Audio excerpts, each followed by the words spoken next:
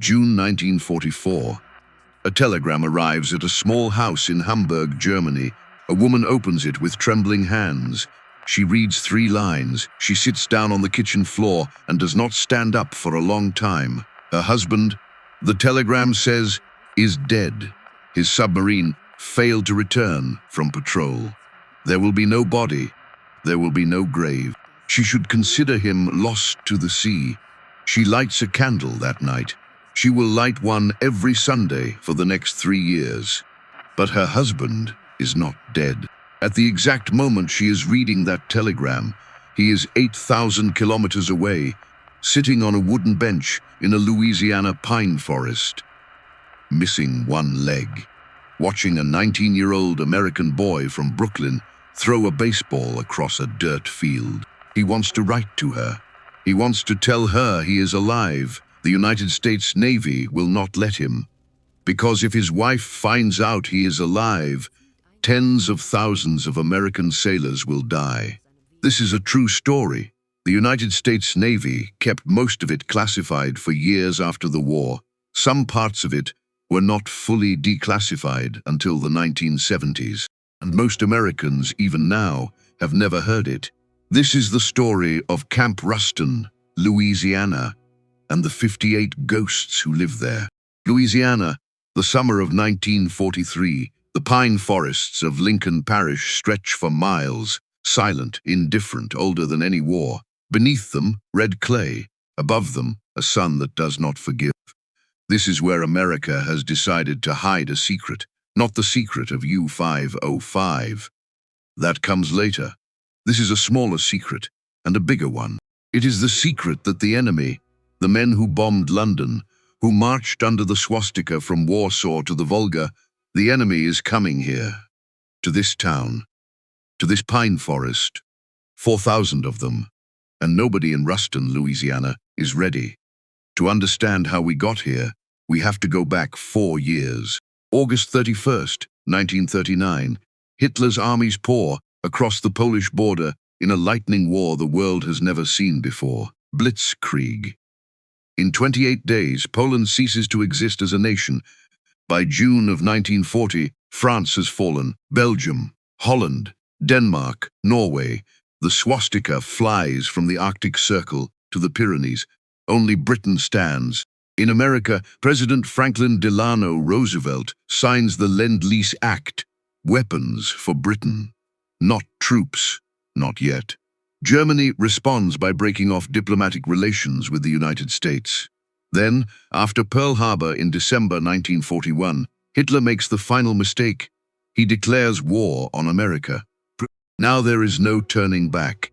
By 1943, the tide is beginning to shift. In North Africa, the Desert Campaign is ending. Field Marshal Erwin Rommel, the Desert Fox, has been driven back at El Alamein by British General Bernard Montgomery. When Rommel's Afrika Korps finally surrenders in Tunisia, hundreds of thousands of German and Italian soldiers become prisoners of war. And Britain has a problem. The prison camps in England are full. Beyond full. Britain sends an urgent message across the Atlantic to Washington. We cannot hold them. Take them. Take them off our hands. The United States War Department, according to its own records, agrees, reluctantly. An enormous construction campaign begins. Prison camps rise across 46 of the 48 states. By the end of the war, nearly 400,000 enemy soldiers will live inside American borders. They enter through New York and Virginia. They are sorted by rank, by branch, by ideology. Hardcore Nazis are separated from the rest. Generals go to Camp Clinton in Mississippi. Airmen, sailors, infantry, each to their own compound. And in Louisiana, the War Department picks 5 sites. The largest of them is a patch of pine woods and red clay, 7 miles northwest of a small college town called Ruston. Ruston, in 1943, is not ready for history. It is a town of a few thousand people. Its young men have already left. For the Army, for the Navy, for the Pacific and the Atlantic. In the windows of houses along Trenton Street and Vienna Street hang small banners with blue stars. Each star is a sun. Each star is a prayer. The local college, Louisiana Tech, has been turned into a training ground for Navy V-12, a program that turns college boys into naval and marine officers in 18 months. Patriotic fervor runs high. Victory gardens grow in every backyard. Housewives collect scrap metal and cooking grease. Everyone gives something. And then, one morning, the rumor arrives. The Germans are coming. Coming here, to Ruston, to live behind wire, 7 miles from the town square. An elderly woman, one of thousands of grandmothers whose grandsons are at that moment fighting in Sicily or the South Pacific, hears the news and refuses to believe it. Germans coming to Ruston? That's absurd. They're the enemy. I have grandchildren, you know. I'll write a letter to Mr. Roosevelt myself and give him a piece of my mind. She is not the only one. But the letters do not stop the trains. By April of 1943, the construction of Camp Ruston is finished. 750 acres, carved out of the pines, a water tower rising above the tree line, 3 deep wells, a complete sewer system laid where there had been nothing but forest floor a year before. And into this empty camp, before a single German prisoner arrives, walks the first inhabitant. She is a woman. She is 19 or 20 or 22. She wears khaki. On her sleeve is the patch of the Women's Army Auxiliary Corps. 500 of them arrive in April to form the 42nd WAAC Regiment. In the months that follow, more than 2,000 American women will pass through Camp Ruston. They learn infantry drill, physical training, military customs, defense against chemical attack. Some receive specialized instruction in motor transport, how to drive a jeep, how to service a truck engine, how to make minor repairs to military vehicles in the field. For 3.5 months, Camp Ruston is a place where American women learn to fight. And then, in July, the orders come. The camp was built for prisoners. The women must leave. The condition of their occupancy has always been the same. 30 days' notice, and they go. They go. By the end of July, Camp Ruston is empty again, and the trains are coming. August of 1943, the first 300 prisoners arrive. They are not what the people of Ruston expected. These men have crossed a desert. They have fought Bernard Montgomery in the sand at El Alamein. They have served under Erwin Rommel, one of the most famous generals of the 20th century. They are the Afrika Korps, disciplined, sunburned dark by 2 years under the African sun. They step off the trains in tan uniforms. They are calm. They are curious. Some of them are smiling. And the people of Ruston, watching from behind the wire, see for the first time the face of the enemy and are shocked to discover that it looks very much like their own. An American officer interrogates them through an interpreter. A young German major stands across the table. The officer speaks flatly. "Major, do you speak English?" "Yes." "All we want is the name and rank of each man. We don't need any other information. Do you understand?" "Yes." That is the entire exchange. By October, just 2 months after the first 300 stepped off the trains, the population of Camp Ruston has reached 4,315. Among them, 181 officers, all veterans of the Afrika Korps. The 3 original prisoner compounds are full. The 4th compound is built in the northwest corner of the camp for officers only. And then the trains keep coming. What happens next is something Louisiana has never seen before.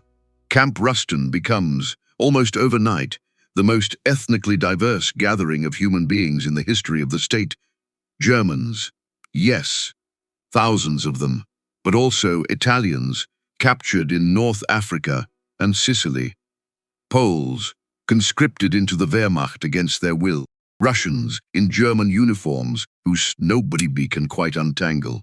Yugoslavs, Spaniards, Hungarians, Czechs, Vichy, French, Austrians, Dutch, Danes, even Mongolians, Soviet Muslims taken prisoner on the Eastern Front and forced into German service, some of whom require special diets in accordance with their Islamic faith, and, hidden among them, a handful of American citizens, men of German descent who had returned to the Reich before the war and had been drafted into Hitler's armies.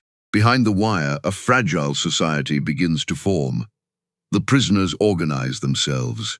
Doctors treat the sick. Cooks, professional chefs before the war, turned standard American army rations into meals that would not embarrass a Berlin hotel. Musicians form an orchestra.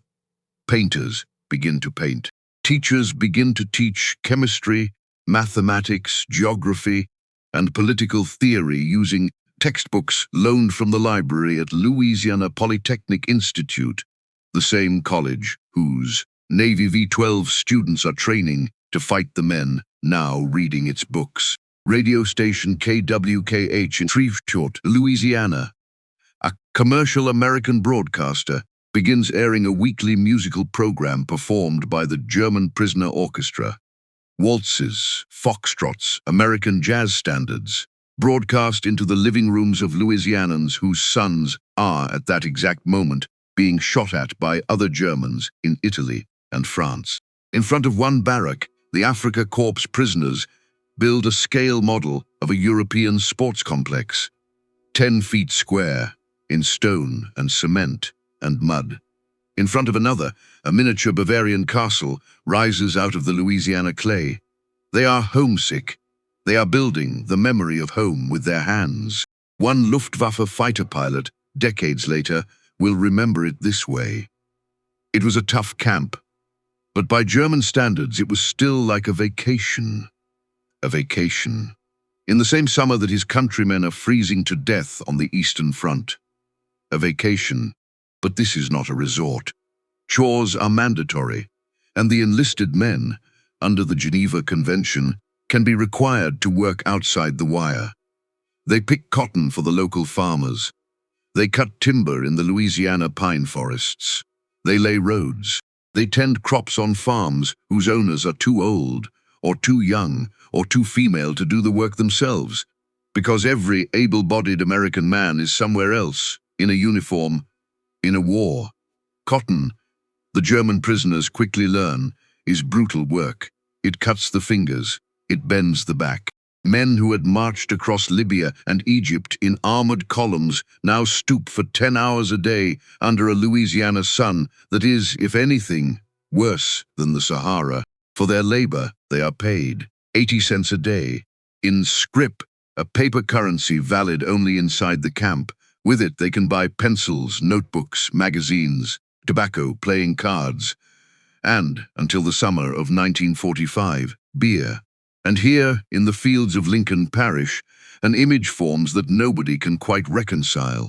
German prisoners, well-fed, in clean clothes, being paid to pick cotton, while, 3 miles down the road, in the small black community of Grambling, African American families, who have lived on this land for generations, watch the enemies of America receive wages that by law could never be paid to them. Nobody talks about it. Nobody has the words, but the contradiction stands, silent and heavy, in the Louisiana heat. And then, on June 4th, 1944, 2 days before the Allied landings at Normandy, and 8,000 kilometers from the pine forests of Ruston, a United States Navy hunter-killer group under the command of a 42-year-old captain named Daniel Fifth Gallery locates a German submarine off the coast of West Africa. Its number is U-505. Its captain is a 41-year-old Oberleutnant named Harald Lange. Neither man knows it yet.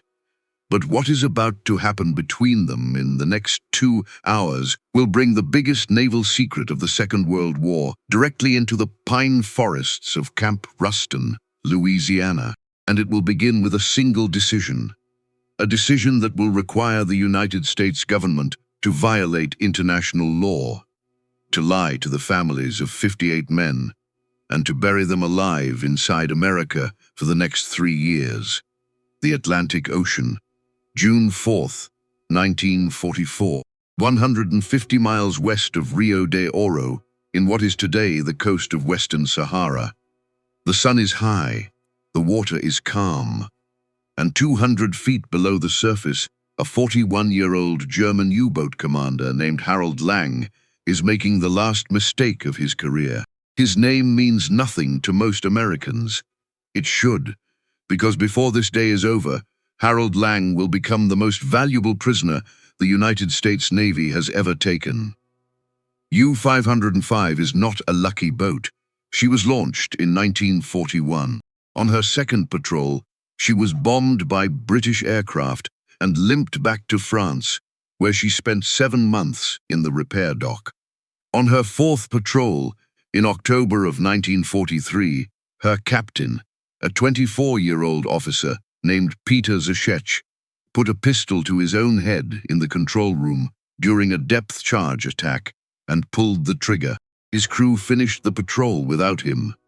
Harald Lange took command in November of 1943. He is not a young man. He is 41, old for a U-boat captain. He has a wife in Hamburg. He is careful, he is patient, and on this June morning, off the coast of Africa, he is running a routine patrol, listening on faulty sound equipment, when his hydrophone operator picks up something in the water. Propellers. Lange orders the boat to periscope depth. He raises the scope. He looks, and what he sees makes his blood run cold. He is not being hunted by one destroyer. He is surrounded by an entire hunter-killer task group of the United States Navy, the escort carrier USS Guadalcanal, 5 destroyer escorts, and aircraft in the sky above him. He does not know it yet, but the man commanding that task group is Captain Daniel Fifth Gallery, 42 years old. Born in Chicago, Irish American, ambitious. Gallery has been telling anyone who will listen for months that he intends to do something no American has done since the War of 1812. He intends to board and capture an enemy warship on the high seas. The USS Chatelaine fires depth charges. U-505 shudders. Her rudder jams. Her aft compartments begin to flood. Her electrical system fails. She is lumbering, blind and crippled, toward the surface, and she has no choice. Lange gives the order, blow the tanks. Surface. U-505 breaks the water into the middle of the enemy fleet. Machine gun fire hits her almost immediately, from the destroyers, from the Wildcat and Avenger aircraft overhead. In the chaos of the abandonment, one German sailor, Motorrehnobergefreiter Gottfried Fischer, is killed. Lange himself is hit badly. A bullet shatters his leg. Bleeding on the deck, believing his boat is finished, Lange gives the 2 orders every U-boat captain is trained to give in this moment. Abandon ship, scuttle the boat. His crew obeys the first order. In their panic, they do not fully complete the second. They open the sea valves. They set the demolition charges. And then they jump, 59 men, into the Atlantic, leaving behind, inside their dying submarine, the most valuable pieces of paper in the Second World War. 2 working Enigma machines. The German Navy's cipher for the month of June 1944. The weather codebook. The short signal codebook. 2 brand new T-5 acoustic homing torpedoes, a weapon whose countermeasures the Allies were still perfecting, and Daniel Gallery is about to send teenagers into the water to get all of it. The boarding party comes from the USS Pillsbury, 9 men. Most of them are not yet 20 years old. Their leader is a young lieutenant, junior grade, named Albert David.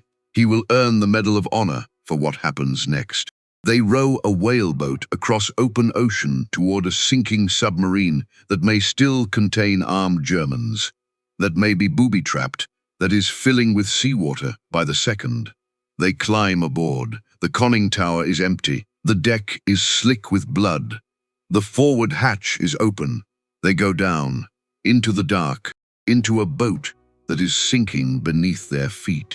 Inside U-505, they find water pouring through an open sea strainer the size of a dinner plate. They find live demolition charges with the fuses lit. They find, in the captain's quarters, Harald Lange's personal pistol, a Mauser HSC, and his Zeissai Icon camera. One American sailor pockets them without telling his commanding officer, but mostly they find what they were sent for. The Enigma machine, still on its mount, the codebooks, unburned, rotors, cipher tables, charts, signal manuals, working in the dark, in water, rising past their waists. They close the sea strainer, they cut the wires on the demolition charges, and they save the boat. For the first time since 1815, since the Second War against Great Britain, the United States Navy has captured an enemy warship on the high seas. Daniel Gallery has kept his promise. Of the 59 men who jumped into the Atlantic that afternoon, 58 are pulled from the water alive. One of them is Harald Lange. Half dead in a lifeboat with his shattered leg, he has just handed the Allies the key to victory in the Battle of the Atlantic. He does not know it yet, but he is now the most inconvenient prisoner in the entire war. Because now, on the deck of the USS Guadalcanal, a question is being asked that has no easy answer. What do we do with him? If the Germans learn that U-505 was captured, not sunk, they will change the Enigma.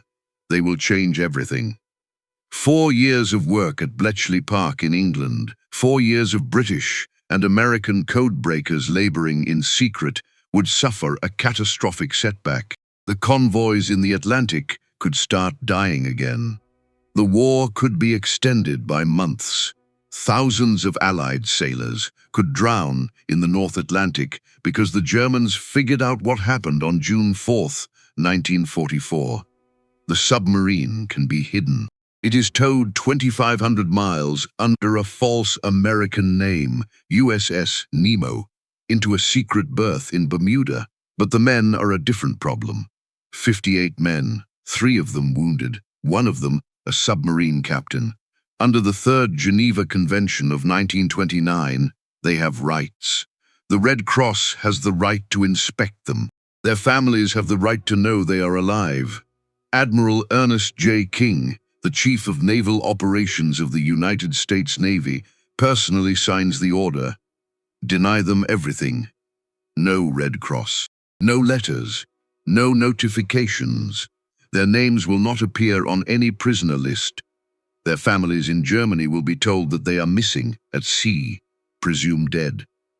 The United States, in the summer of 1944, formally becomes a violator of international law for the sake of an Enigma machine, and Harald Lange, lying on an operating table in Bermuda, while an American Navy surgeon cuts off his shattered leg, has no idea that his wife in Hamburg is about to be told he is never coming home. The train that carries him and his men from Norfolk, Virginia, to Ruston, Louisiana, has its windows nailed shut. It travels for days. The men inside cannot see out. The people outside cannot see in. Their uniforms are black. Every other prisoner of war in America wears blue denim with the letters PW stenciled across the back. But the men of U-505 wear black. It is a marker, a signal to any guard who sees them. These men are different. These men do not exist. The guards on the train are not military police. They are baseball players. To understand this, you have to go back to the summer of 1940. A 15-year-old boy in Brooklyn is signed by the Dodgers. He is a prodigy. Too young, really, to be a professional. But the scouts see something in him, and they send him down to a farm team to develop. He plays a season. He plays well. And then, in December of 1941, Pearl Harbor happens, and every American boy of fighting age is swept into the war. The Navy does not know what to do with him. He is a ball player. He has never done basic training, so the Navy assigns him to a touring team. The way the USO sent Bob Hope to entertain the troops The Navy sent baseball players to play exhibition games for the men. They travel to North Africa. They play in front of thousands of American servicemen, sweating under the desert sun. And then the war moves on. The team is sent home. Nobody knows what to do with them. One night, in Norfolk, Virginia, in the summer of 1944, the shore patrol wakes them from their bunks. They are marched to a Quonset hut. Documents are put in front of them. They are told to sign. If you speak one word about what you are about to do, the punishment is court-martial and execution. They sign. Then they are told. The United States Navy has captured a German U-boat. Its crew is being processed, and you baseball players, are going to guard them. The team is put on the train with the nailed-shut windows. 2 days later, they arrive in the pine forests of Louisiana. The men of U-505 slip into Camp Ruston sometime in July of 1944.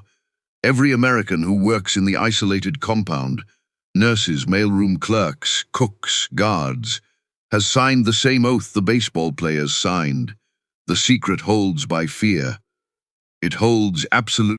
The crew is placed in a wired-off compound in the northeastern corner of the camp. They can hear the other prisoners. They can hear the Afrika Korps compound, a mile away, singing in the evenings. They can hear the camp band rehearsing on the parade ground. They can hear the American guards laughing at the mess hall, but they cannot speak to any of them. Even the German trustee, a prisoner who works directly for the American camp commander, who has clearance to move throughout the compound, does not know that a submarine crew is in his camp.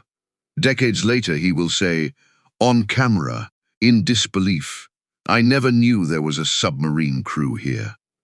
The secret holds, even from the other Germans. The International Red Cross arrives at Camp Ruston to conduct its routine inspections. On at least 3 separate occasions, the inspectors are turned away from the U-505 compound. No explanation given, no apology offered. By August of 1944, the German Navy has officially informed the families of the U-505 crew that their sons, husbands, and brothers must be considered dead. Their letters home are collected by the American guards. They are read, they are filed, they are never sent. The wives write no letters back because they do not know there is anyone to write to. And then the baseball players get bored. They have been guarding 58 German sailors for weeks. The Germans do nothing. The Germans play soccer sometimes, or read, or sit in the shade of the pine trees. There is nothing to guard against. There is no war here. There is only the Louisiana heat and the smell of resin, and a group of young men, American and German, with nothing to do. One of the baseball players, the same boy who was signed by the Brooklyn Dodgers at 15, has an idea. Why don't we let them out of the pen and teach them to play baseball?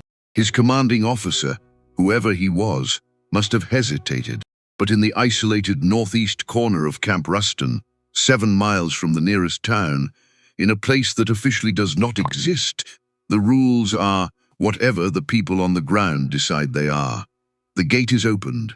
The Germans are handed gloves, bats, a ball, and in the summer of 1944, in a Louisiana pine forest that has been surgically removed from the maps of history, a 19-year-old American ball player teaches submarine crews of Hitler's Kriegsmarine how to swing a bat, how to field a grounder, how to run the bases of the American national pastime.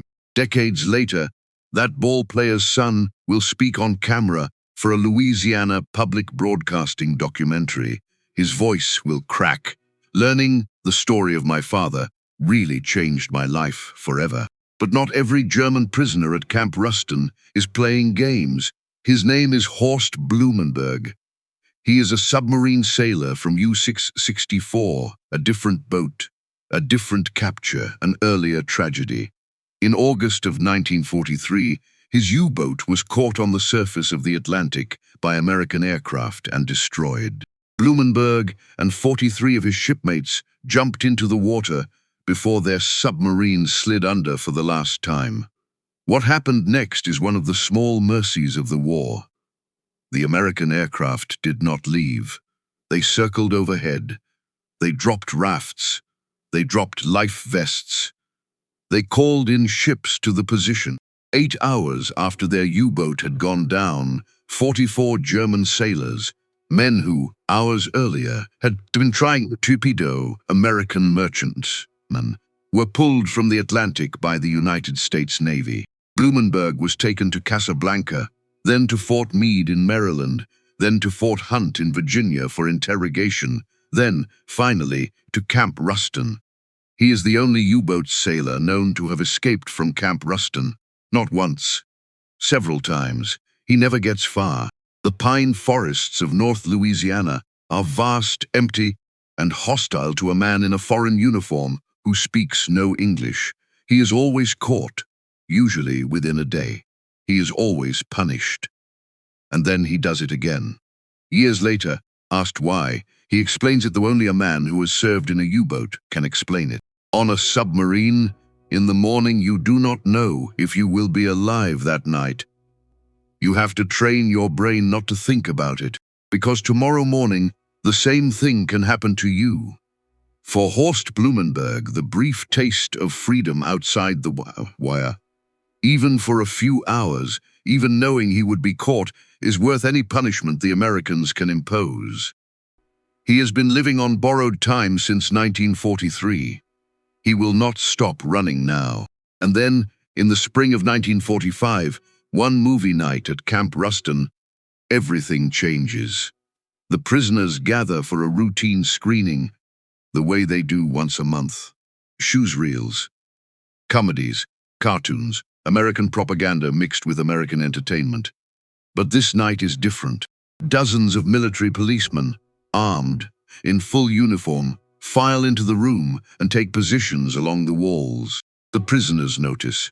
They exchange looks. The lights go down. The projector clicks on. And onto the screen, into the eyes of 4,000 Germans sitting on wooden benches in a Louisiana pine forest, comes footage that the Allied forces have just filmed at Auschwitz, at Bergen-Belsen, at Dachau, gas chambers, mass graves, ovens, corpses stacked like firewood, the children.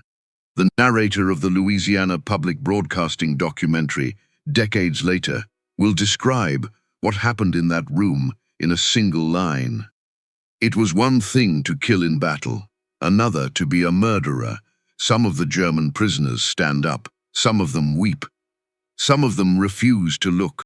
Some of them, veterans of the Afrika Korps, who consider themselves soldiers of honor, men who fought a clean war in the desert against Montgomery's British, sit in stunned, motionless silence.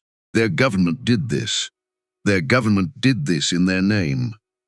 The armed military policemen along the walls are watching every face, not because they expect a riot, because they have been ordered to watch.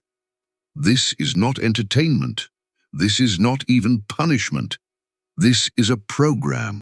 Buried inside the War Department's plans for these prisoners is a subtle American strategy, never spoken aloud, never written in the newspapers, to instill democratic values in the men who will one day return to Germany. Books, magazines, movies, classes in political theory, all of it aimed at a single goal, to send them home as different men than the ones who arrived. Holocaust films are the climax of that program, and in the darkness of that projection room, on that spring night in 1945, thousands of Germans begin, quietly, painfully, one by one, to understand what they have been part of. Meanwhile, 3 miles away, in the small town of Ruston, American newspapers are landing on doorsteps, and the headlines are turning ugly. German prisoners eat steak while American boys eat rations. Nazi POWs drink beer in Louisiana while our sons die in France. Luxury camps for Hitler's men. The stories are not entirely fair, but they are not entirely wrong either. And in a country whose gold star mothers open their doors every week to another telegram from the War Department, the fairness does not matter. The pressure builds. By May of 1945, the Provost Marshal General of the United States Army, the officer responsible for every prisoner of war camp in the country, signs an order restricting what may be sold to prisoners in the camp canteens. No more candy, no more cookies, no more beer, no more soft drinks. The pens and pencils and cigarettes stay. But the small pleasures, the things that made Camp Ruston feel, to that Luftwaffe pilot, like a vacation, those are taken away. The Americans back home have finally spoken, and the German prisoners, for the first time, learn something that the war has not yet taught them. They are, in the end, at the mercy of a democracy, and a democracy, when it decides to, can be merciless too.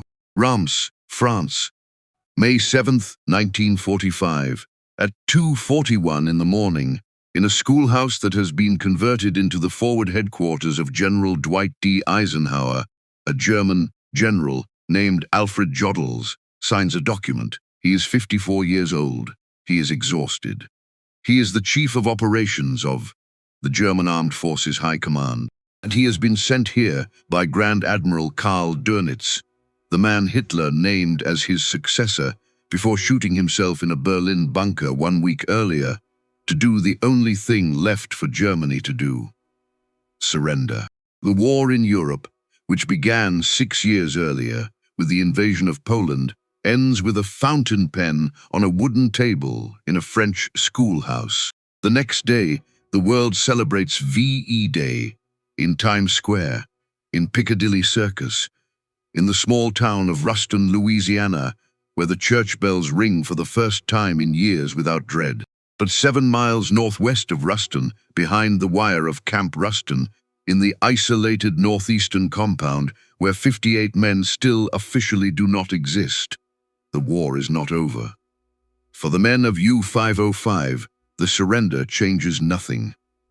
The Enigma secret has held for 11 months. The Germans, on the eve of their collapse, still believe U-505 lies at the bottom of the Atlantic. They believe her crew died in June of 1944. They have not changed their codes. Bletchley Park, in the final months of the war, has been reading everything, and the United States Navy in Washington is not yet willing to close the book.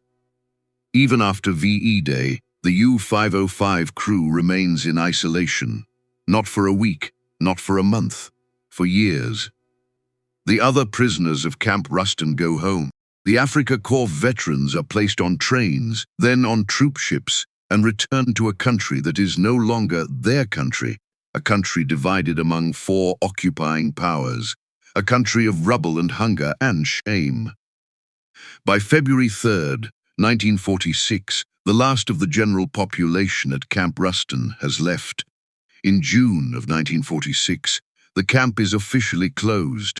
But according to the archives of the Griffin Museum of Science and Industry in Chicago, the last of the U-505 crew was not repatriated until 1947, 3 full years after their capture, 2 full years after the war ended. Some families had accepted the loss and moved on. Some had held on to hope. All of them had held memorial services.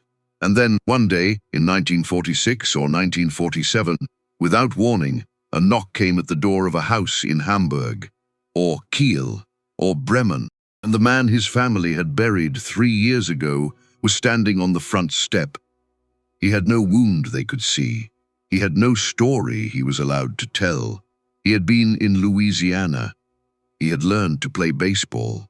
That was all he could say. And in the archives of Camp Ruston, there is another mystery. Its subjects are the Russians. Among the thousands of prisoners who passed through Camp Ruston were more than 100 Soviet citizens, men who had been captured in German uniforms on the Eastern Front. Some had volunteered. Most had been coerced: Ukrainians, Belarusians, Central Asian Muslims, prisoners of Stalin's brutal system who had been offered a choice between a German uniform and death by starvation in a German prisoner of war camp. They had chosen the uniform, and they had been captured eventually by the Americans. They came to Louisiana. They lived at Camp Ruston through the war. They were treated, according to every account, with the same standard of care as the German prisoners. Perhaps better, given the growing suspicion in Washington that Stalin's Soviet Union was not going to be a friend after the war. But the Yalta Conference had already made its decision. Soviet citizens found in German uniforms were to be returned to the Soviet Union. They were transferred from Camp Ruston to Camp Dix in New Jersey. From there, they were placed on ships, and after that, the historical record simply ends. Historians who have studied the Camp Ruston archives at Louisiana Tech University describe the trail of the Russian prisoners with a single word: mysteriously. The trail mysteriously ends. What we know from Soviet archives declassified after the fall of the USSR is what generally happened to Soviet soldiers who returned home after being captured by the enemy. Under Stalin's order, number 217 in the summer of 1941, being captured alive was treason. Not by the enemy, by one's own state. Some were executed on arrival. Some were sent to the Gulag for 10 years. Some were shot in the forests near the ports where they landed. No historian will say with certainty what happened to the Russian prisoners of Camp Ruston. But nobody can find them. They disappeared into the Soviet system in 1947, and they never came out. The Americans who had housed them, fed them, and treated them under the terms of the Geneva Convention had, without knowing it, delivered them to something worse than any prisoner of war camp in the West. And what of Harald Lange? He returned to Hamburg in 1947, missing his left leg. Aged beyond his years, he rejoined his wife, the woman who had held a memorial for him in the summer of 1944, the woman who had received the telegram, the woman who had accepted the condolences of her neighbors and the pension of the German Navy, and the folded flag of a nation that was itself, by then, in ashes. She had never remarried. He walked with a prosthesis for the rest of his life. He never returned to the sea. And in 1954, on the other side of the Atlantic, the submarine he had commanded was towed overland from the Portsmouth Navy Yard in New Hampshire to the shore of Lake Michigan in Chicago. Rear Admiral Daniel V. Gallery, the same 42-year-old captain who had led the hunter-killer task group in 1944, had convinced the United States to donate U-505 to the Museum of Science and Industry in Chicago. On September 25, 1954, the museum opened U-505 as a permanent exhibit. 10 years later, in 1964, Harald Lange flew from Hamburg to Chicago. He met Daniel Gallery in front of the boat. The Museum of Science and Industry filmed their reconciliation. The American who had captured her, the German who had lost her, two aging men standing beside a submarine that had, in its way, changed the course of the war. They shook hands. Neither man made a speech. Neither man wept. But the men who watched them said afterward that Gallery looked at Lange for a long time, as if he was trying to see something. And Lange looked back, not with hatred, not with forgiveness, but with something quieter than either. The recognition, perhaps, that they had both been young men once, that they had both done their duty, and that the war, in the end, had taken something from both of them that neither of them would ever get back. Today, in the pine forest 7 miles northwest of Ruston, Louisiana, there is almost nothing left of Camp Ruston. 4 dilapidated buildings still stand on the west campus of Grambling State University, the historically black college that grew out of the tiny African American community in silence as German prisoners were paid wages that could not, by law, be paid to them. In 1992, those buildings were added to the National Register of Historic Places. Everything else is gone. The barracks, the mess halls, the guard towers, the compound where 58 men lived and did not exist for 3 years. All of it torn down, hauled away, plowed under. The land where the U-505 crew was held is now used by Louisiana Tech University for beef cattle and hay production. If you walk the property today, you can still see the faint rectangular outlines in the grass where the prisoner compound stood. But you have to know where to look, and you have to know what happened here. In 2004, and again in 2007, Louisiana Public Broadcasting sent film crews back to Ruston to record what remained of the story. They interviewed the last surviving Americans who had worked at the camp: guards, secretaries, nurses, cooks, farmers who had leased German prisoners for labor. And they interviewed the last surviving Germans, old men now.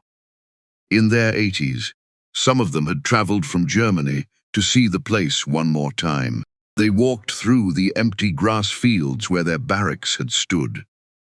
They pointed to where the mess hall had been. They laughed at things that had happened 60 years earlier, and they wept at things that had happened 60 years earlier.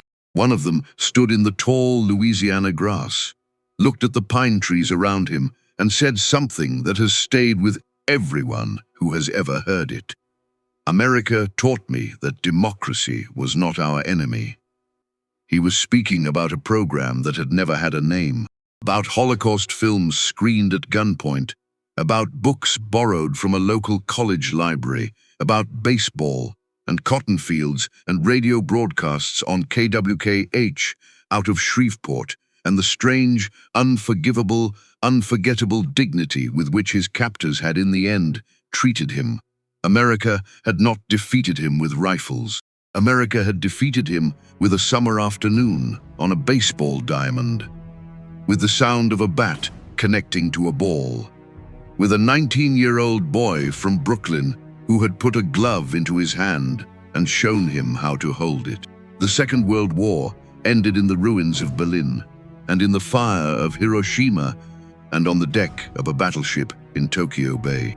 But somewhere, in a smaller and quieter way, it also ended in a Louisiana pine forest, in an isolated compound in the northeastern corner of a camp that officially never existed, where 58 men, declared dead by their own government, denied the protection of the Geneva Convention by the government that held them, hidden from the world for the sake of a machine and a code book, learned to swing a bat, and came home 3 years later as different men.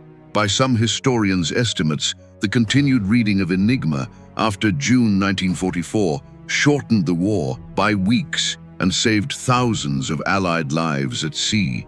Some of their wives were waiting. Some of their wives were not.